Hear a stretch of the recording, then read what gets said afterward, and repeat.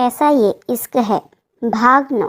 आज की रात किसी को नींद नहीं आई, ना मीनाक्षी को, ना केशव को, ना ही दोनों के घर वालों को। मीनाक्षी समझ नहीं पा रही थी उसे क्या करना है। केशव को तो एहसास भी नहीं था गुस्से में उसने क्या खोया है। इधर केशव के माता पिता बेटे से गुस्सा थे और बहू की फिक्र भी उन्हें, और मीनाक्षी के माता पिता बस ये जानते थे कुछ गलत हुआ है, पर क्या वो नहीं पता कुछ महीने पहले प्यार से सींचे रिश्ते ये तो किसी ने नहीं सोचा था। जो रिश्ता शादी से पहले प्यार, त्याग, फिक्र का होता है, शादी होते ही उसमें ईगो क्यों आ जाती है। अगले दिन मीनाक्षी सुबह उठी नहीं, क्योंकि वो सोई ही सुबह के 4 बजे के आसपास थी। अनीता जी ने 9 बजे उसके कमरे का दरवाज़ा खटखटाया। क्या मम्मी, सोने दो ना, दरवाज़ा खोल। मीनाक्षी वापस बिस्तर पर लेटते हुए बोली, बेटा ऑफिस नहीं जाना क्या? 9 बज रहे हैं, कुछ खाया भी नहीं तूने। मैंने तेरी पसंद का नाश्ता बनवाया है, चल उठ। अनीता जी लाड में बोली, क्या माँ, आपके पास आई हूँ और आपको ऑफिस भेजने की लगी है।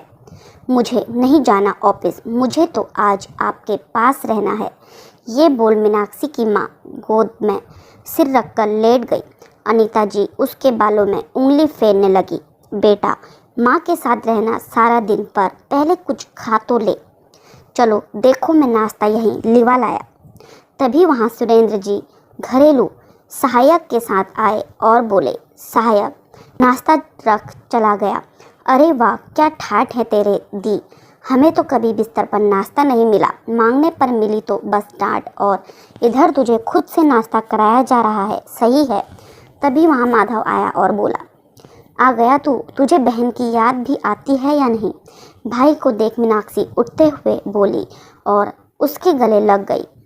अब मैं तो अकेले रहने के मज़े ले रहा था, कुछ दिन मुझे क्या पता था तू फिर से यहाँ कब्जा जमा लेगी।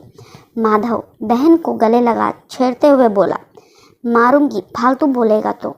इस घर पर और मम्मी पापा के प्यार पर मेरा भी उतना हक है जितना तेरा, समझा ना? क्यों मम्मी पापा? मीनाक्षी बोली, बिल्कुल बेटा, अब चलो फ्रेश होकर आओ, फिर हम सब आज यही नाश्ता करेंगे एक साथ। अनीता जी बोली। थोड़ी देर बाद सब नाश्ता कर रहे थे, हंसी खुशी का माहौल था। अनीता जी और सुरेंद्र जी सोच रहे थे मीनाक्षी खुद से कुछ बोले। वैसे दी, आप अचानक कैसे आ गई, बताया भी नहीं आपने, मैं लेने आ जाता, वरना वैसे तो आपको फ़ोन करते रहो, आने के लिए आती नहीं आप, अब अचानक प्रोग्राम बना लिया।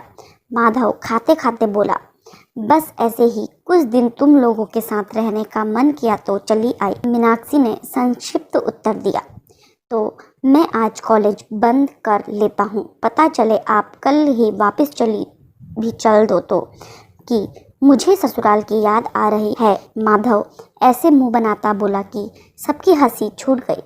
कोई ज़रूरत नहीं बंद करने की, अभी मैं कुछ दिन यहीं रुकूंगी, समझा तू? मीनाक्षी उसे डांटते हुए बोली तो माधव ने मुंह बना लिया। ऐसे की हंसी खुशी के माहौल में नाश्ता हुआ। अनीता जी और सुरेंद्र जी समझ गए बेटी खुद से कुछ नहीं बताएगी, इसलिए उन्होंने कैलाश जी से पूछने का निर्णय लिया। माधव तैयार हो कॉलेज निकल गया। मीनाक्षी थोड़ा और सोने की बोल लेट गई और सुरेंद्र जी और अनीता जी बाहर गार्डन में आ गए। हेलो कैलाश जी, कैसे हैं आप सब? सुरेंद्र जी ने मीनाक्षी के ससुर को फ़ोन लगा पूछा। कैसे होंगे सुरेंद्र जी वो माँ बाप जिनके बच्चे अपना घर खुद उजाड़ने में लगे हों? कैलाश जी दुखी स्वर में बोले। जी ये क्या कह रहे हैं आप? सुरेंद्र जी अधीरता से बोले। लगता है मीनाक्षी ने आपको कुछ नहीं बताया। कैलाश जी चौंकते हुए बोले, उसने कुछ नहीं बताया, पर थोड़ा बहुत ध्यान हो गया हमें, इसलिए आपको फ़ोन किया है, पर लगता है बात हमारी सोच से ज़्यादा बड़ी है। सुरेंद्र जी बोले और अनीता जी की बेचैनी देख फ़ोन स्पीकर पर कर दिया। जी मैं जानता हूँ गलती सारी केशव की है मीनाक्षी बेटा, में कोई कमी नहीं है, ना उसकी कोई गलती है, पर हमारा नासमझ बेटा अपनी गृहस्थी खुद उचारने पर तुला है। कैलाश जी बोले और सब बात बता दी उन्हें बिना कुछ छिपाए। क्या उसकी ये मजाल, उसने मेरी बेटी पर इतना गंदा इल्ज़ाम लगाया। मेरी बेटी मेरा गुरूर है और केशव ने उस गुरूर को चोट पहुंचाई है। ये उसने अच्छा नहीं किया। कितने नाजों से पाला हमने अपनी बेटी को, फिर भी उसके प्यार को देखते हुए इस शादी को तैयार हो गए थे हम, पर लगता है हमने गलती कर दी। सुरेंद्र जी तेज में बोले। मैं बहुत शर्मिंदा हूँ सुरेंद्र जी, और आपका गुस्सा जायज़ है, पर यहाँ बात बच्चों के भविष्य की है, तो हम बड़ों को ही सब सोचना होगा। कैलाश जी बोले। सही कह रहे हैं भाई साहब, केशव गलत है, पर फिर भी हमें ठंडे दिमाग से काम लेना होगा, क्योंकि उससे हमारी बेटी का भी नाम जुड़ा है। अनीता जी ने भी समझाया। सुरेंद्र जी बहुत गुस्से में थे, वो किसी की बात सुनने को तैयार न थे। जब ठंडे दिमाग से बात हुई तो अपनी बेटी के बारे में सोचते हुए ये फैसला लिया गया। पहले केशव की नौकरी लगनी बहुत ज़रूरी है, वो भी इस तरह की उसे पता ना लगे किसने लगवाई। हालांकि ये आसान नहीं था, पर मुश्किल भी तो नहीं था। बेटा, मेरे एक जानकार हैं मिस्टर गुप्ता, उनके यहाँ नौकरियाँ निकली है, अगर तू चाहे तो वहाँ अप्लाई कर दे। कैलाश जी ने अपनी योजना पर काम करना शुरू करते हुए केशव से कहा। मुझे सिफारिश नहीं चाहिए किसी की, केशव बोला।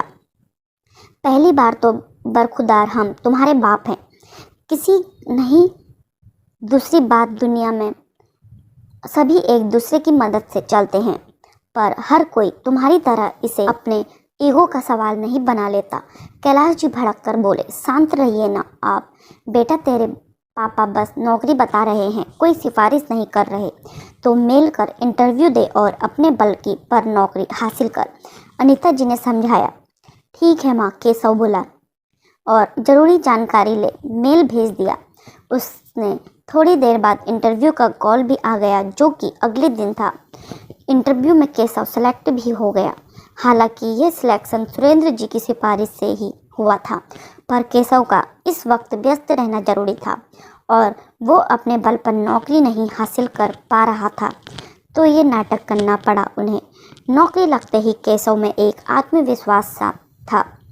मीनाक्षी से गुस्से में भले वो बात नहीं करता था, पर वो उसके साथ तो होती थी, पर आज ना वो थी ना उसका एहसास जा चुकी थी। वो उसे छोड़ के क्या सोच रहा है तू? मीनाक्षी की याद आ रही है तुझे? अचानक उसके अंतर्मन से आवाज़ आई। मुझे क्यों आती उसकी याद? वैसे भी खुद गई है वो अपनी मर्जी से या तेरे मजबूर करने से। क्या कुछ नहीं किया उसने तेरे लिए? क्या कुछ नहीं सहा? पर आज तूने हद कर दी और उसका पछतावा तुझे बहुत जल्द होगा। अंतर्मन ने कहा। मैंने कुछ नहीं किया मैंने, तो समझे तुम? केशव चिल्लाया। उसका चिल्लाना सुन घर वाले भागे आए। क्यों चिल्ला रहा है इतनी रात? आया। इधर मीनाक्षी ने भी दोबारा नौकरी पर जाना शुरू कर दिया, क्योंकि घर पर उसका मन भी नहीं लग रहा था। मीनाक्षी की अपनी सास ननद से बात हो जाती थी, पर उन्होंने मीनाक्षी को ये नहीं बताया कि उसके माता पिता भी सच जान गए हैं। अब क्या होगा? क्या केशव मीनाक्षी से माफ़ी मांग लेगा? क्या मीनाक्षी केशव को माफ़ कर देगी? क्या मीनाक्षी के माता पिता अपनी लाडली को दोबारा केशव को सौंपेंगे? जानने के लिए अगले भाग का इंतज़ार कीजिए।